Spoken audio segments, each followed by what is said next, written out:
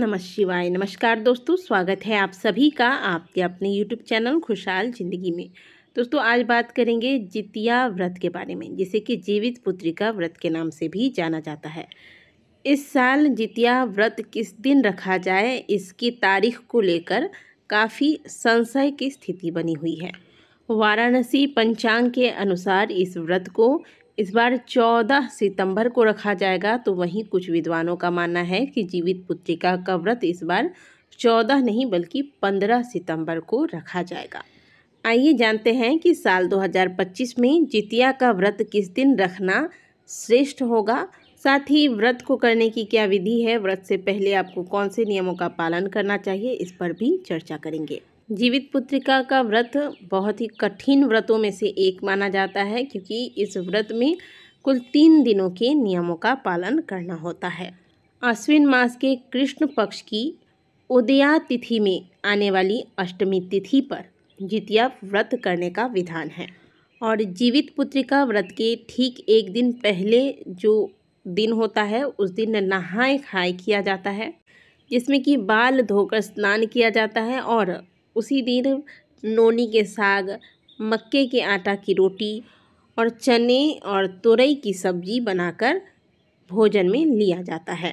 और दूसरा दिन जिस दिन व्रत रखा जाता है, उसे खुर जितिया या खर जितिया के नाम से जाना जाता है।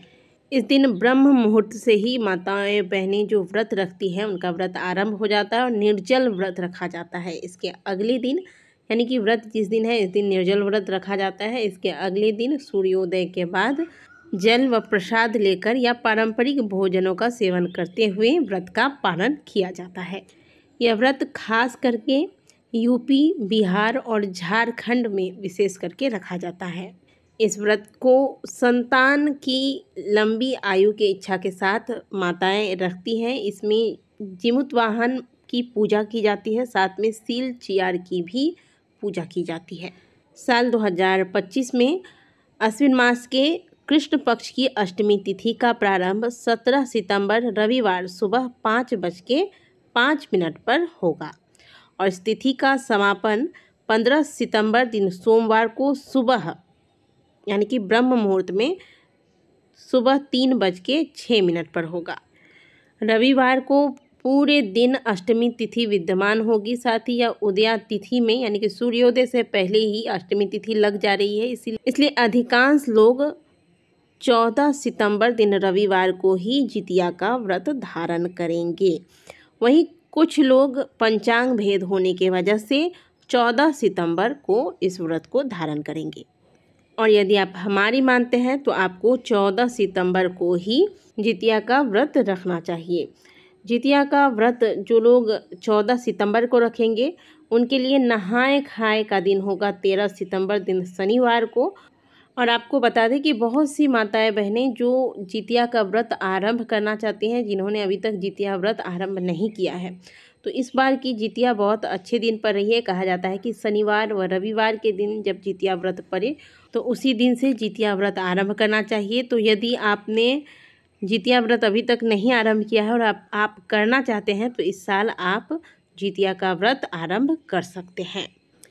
जितिया के व्रत में सप्तमी तिथि पर नहाय खाए किया जाता है और अष्टमी तिथि पर व्रत रखा जाता है। इसके बाद नवमी तिथि पर यानी कि मातृ नवमी वाले दिन व्रत का पारण किया जाता है। तो 13 सितंबर को नहाय खाए किया जाएगा, 14 सितंबर को निर्जल व्रत रखा जाएगा और 15 सितंबर को जितिया व्रत का पारण किया जाएगा। बात करते हैं जितिया व्रत के पूजन के शुभ मुहूर्त के बारे में, क्योंकि जितिया व्रत का पूजन मुख्य रूप से प्रदोष काल में किया जाता है। इस समय पूजा स्थान को गाय के गोबर से लीपकर जीमूत वाहन भगवान की प्रतिमा बनाई जाती है। चील सियारन की प्रतिमा मिट्टी या गाय के गोबर से बनाई जाती है और फिर पूजा प्रदोष काल में की जाती है। इस दौरान चील सियारन को सिंदूर लगाया जाता है और पूजा पूर्ण होने के बाद जितिया व्रत की कथा को श्रवण किया जाता है। पूजा का शुभ मुहूर्त होगा 14 सितंबर शाम 5:42 से लेकर शाम 7:12 तक। बात करते हैं व्रत के पारण की, तो जितिया व्रत का पारण इस बार 15 सितंबर दिन सोमवार को सुबह 6:06 से लेकर सुबह 7:25 के बीच किया जाएगा, क्योंकि इसके बाद राहु काल लग जाएगा। राहु काल सुबह 7:30 से लेकर सुबह 9 बजे तक रहेगा। इसलिए बताए गए मुहूर्त के अनुसार ही आपको व्रत का पारण कर लेना है।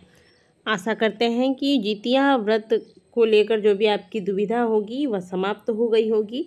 वीडियो अगर आपको अच्छी लगी है तो वीडियो को लाइक ज़रूर कीजिएगा। मिलते हैं आपसे अगले वीडियो में, तब तक के लिए ओम नमः शिवाय, हर हर महादेव।